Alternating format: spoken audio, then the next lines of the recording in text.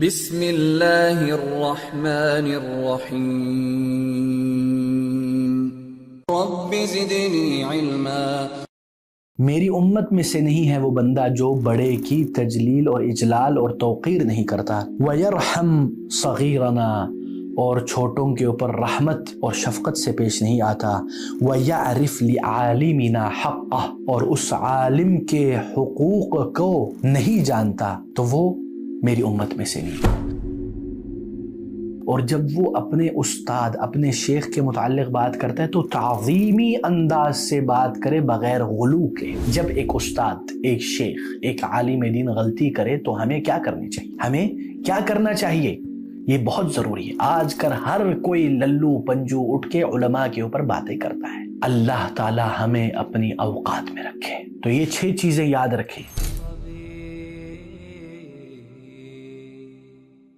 السلام علیکم ورحمۃ اللہ وبرکاتہ، الحمد للہ رب العالمین والصلاة والسلام علی النبی الامین، اما بعد، المعقد الرابع عشر، یہ نمبر 14 پوائنٹ ہے، اکرام اہل العلم و توقیرہم، اہل علم کی تکریم اور توقیر کرنا۔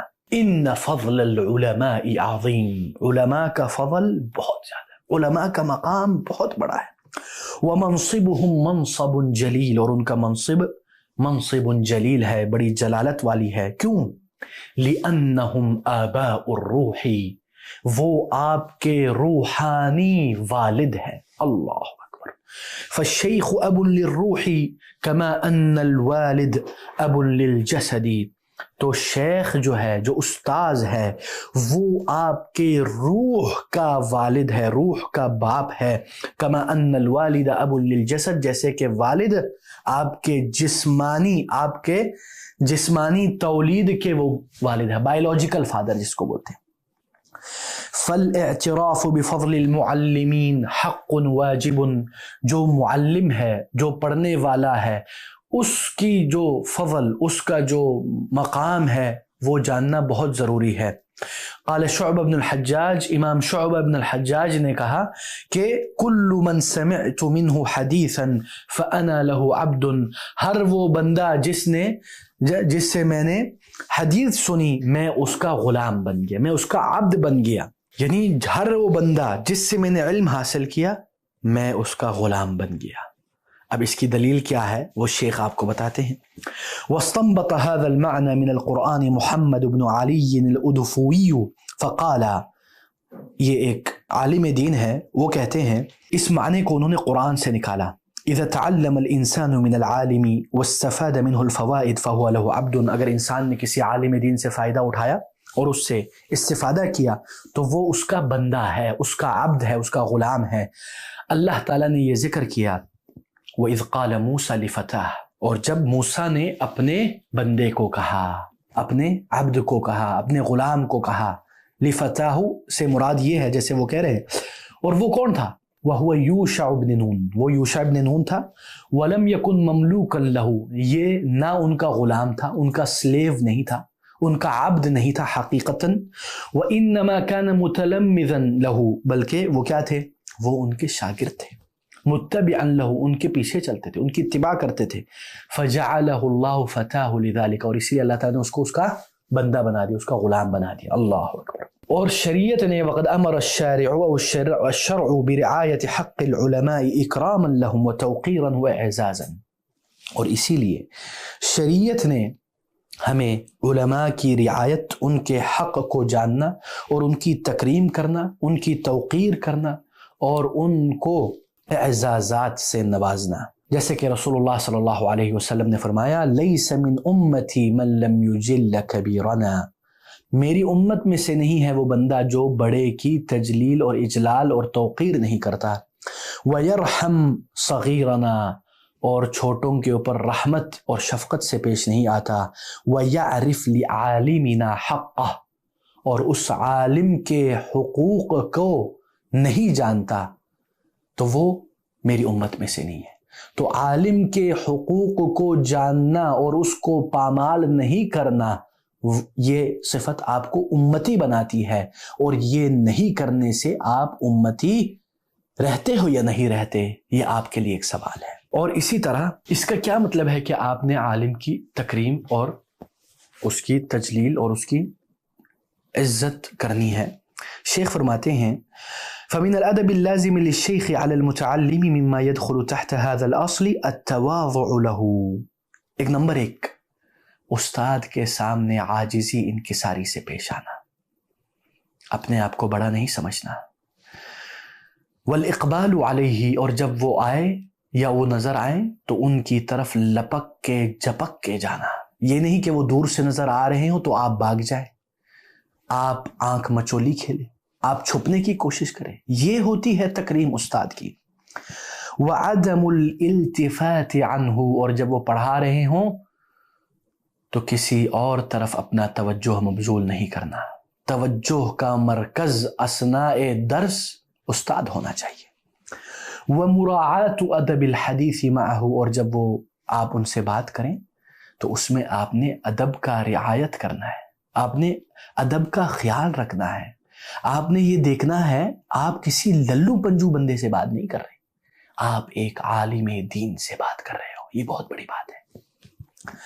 اور وَإِذَا حَدَّثَ عَنْهُ عَظَّمَهُ مِنْ غَيْرِ غُلُوٍ، اور جب وہ اپنے استاد اپنے شیخ کے متعلق بات کرتا ہے تو تعظیمی انداز سے بات کرے بغیر غلو کے.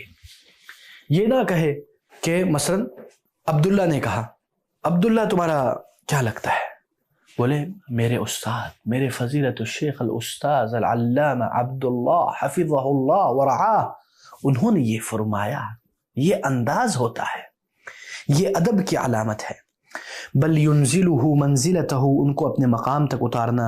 لئلا يشينه من حيث اراد ان يمدحه وليشكر تعليمه ويدعو له، اور ان کا شکریہ ادا کرنا اور ان کے لیے دعا کرنا. اپنے اساتذہ کے لیے دعا کیا کریں.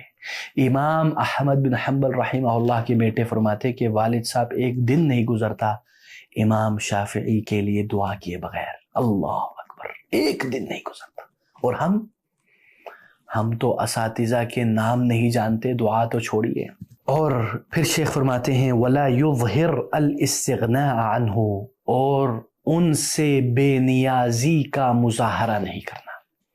یہ نہیں دکھانا کہ استاد جی آپ نے پڑھا لیا ہے تو خدا حافظ، اب مجھے آپ کی ضرورت نہیں ہے، اب تو آپ عمر میں بڑے ہو گئے، خدا حافظ. نہیں.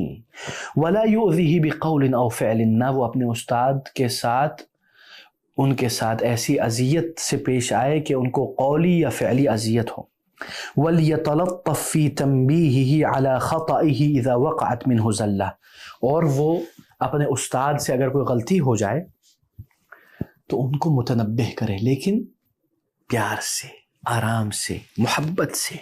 ابھی شیخ بتاتے ہیں 6 چیزیں جس میں آپ نے خیال رکھنا ہے. شیخ فرماتے ہیں وَمِمَّا تُنَاسِبُ الْإِشَارَةُ إِلَيْهِ هُنَا بِاخْتِصَارٍ وَجِيزٍ معرفة الواجب إيذاء زلة العالم وهو 6 أمور. جب ایک استاد، ایک شیخ، ایک عالم دین غلطی کرے تو ہمیں کیا کرنی چاہیے، ہمیں کیا کرنا چاہیے، یہ بہت ضروری ہے. آج کل ہر کوئی للو پنجو اٹھ کے علماء کے اوپر باتیں کرتا ہے. اللہ تعالی ہمیں اپنی اوقات میں رکھے. تو یہ 6 چیزیں یاد رکھیں. اگر کوئی عالم غلطی کرتا ہے ان 6 چیزوں کو مد نظر رکھیں. نمبر 1، التثبت فی صدور الزلة منہ، یہ آپ نے جانچ پڑتال کرنی ہے کہ کیا واقعی میں ان سے یہ غلطی سرزد ہوئی ہے، کیا انہوں نے واقعی میں کوئی غلطی کی ہے یا ایسے ہی اڑتی ہوئی خبر آئی ہے اور سنی سنائی بات کو آپ نے آگے بھی فارورڈ کر دیا. دوسری چیز التثبت فی کونہا خطأ، یہ آپ نے جانچ پڑتال کرنی کیا جو انہوں نے کہی ہے جس کو میں غلطی سمجھ رہا ہوں کیا وہ واقعی میں غلطی ہے شریعت کی نظر میں، آپ کی نظر میں نہیں. اور یہ کس کا کام ہے؟ وَهَذِهِ وَظِيفَةُ الْعُلَمَاءِ الرَّاسِخِينَ فَيُسْأَلُونَ عَنْهَا، اور یہ ہم جیسے بچوں کا کام نہیں ہے، یہ علماء راسخین کا کام ہے، وہ ان سے پوچھا جائے گا. آپ کی تو یہ ذمہ داری ہی نہیں ہے، جنہوں نے ابھی ابتدائے طلب میں ابھی تو پہلی سیڑھی چڑھے ہیں اور ہم بھائی صاحب آگے ہیں علماء کے اوپر باتیں کرنے، ہماری یہ مجال. نمبر 3، ترک اتباعہ فیہا، اگر آپ کو پتہ چل جائے غلطی کر لی، تثبت ہو گیا، آپ نے ان کی اس غلطی میں پیروی نہیں کرنی، یہ نہیں کہ پورا کا پورا اس کو مائنس کر دے ان کو. نمبر 4، التماس العذر له بتأویل سائغ، ان کے لیے کوئی مناسب تعویل کرتے ہوئے ایسی عذر تلاش کریں، اور اگر عذر نہ ملے تو کہیں لعل له عذرا لا اعلمه، ہو سکتا ہے ان کے پاس کوئی ایسا عذر ہو جو مجھے نہیں پتا ہو. اس سے واللہ اخوانی سکون ملتا ہے، دل کو اطمینان قلبی ہوتی ہے، جان چھوڑ جاتی ہے. نمبر 5، بذل النصح له بلطف وسر لا بعنف وتشہیر، ان کو نصیحت کریں پیار سے، محبت سے اور اکیلے میں، نہ کہ سختی میں، سوقیانہ بازاری زبان استعمال کروے، تحقیر، تنقیص اور پگڑیاں اچھال کے، اور دنیا کے سامنے ان کو بدنام کر کے. یہ انداز ہوتا ہے نصیحت کا، یہ اسلوب ہوتا ہے نصیحت کا. نمبر 6، حفظ جنابہ، وہ شخصیت، ان کا ایک اپنا مقام ہے معاشرے میں. فلا تہدر کرامتہ فی قلوب المسلمین، ان کی کرامت، ان کی عزت، ان کی آبرو کو ایسے ہی آپ گرا دیں گے لوگوں کی نظروں میں، کیونکہ کئی لوگ ان کو دیکھ رہے ہیں آپ اس طرح کرتے ہیں، تو لوگوں میں سے ان کی عظمت کو آپ ان کے دلوں میں سے نکال دیتے ہیں، اور اس کی وجہ سے وہ صرف اس سے نہیں بلکہ علم سے بھی، قال اللہ قال رسول سے بھی محروم ہو جاتے ہیں آپ کی وجہ سے. تو خیال کیجئے ان چیزوں کا. ومما يحذر منه مما يتصل بتوقير العلماء، یعنی شیخ فرما رہے اسی طرح ہمیں علماء کی توقیر اور تکریم کرنی چاہیے. اللہ تعالی ہمیں ان باتوں پر غور و فکر کرنے کی توفیق دے. وآخر دعوانا ان الحمد للہ رب العالمین.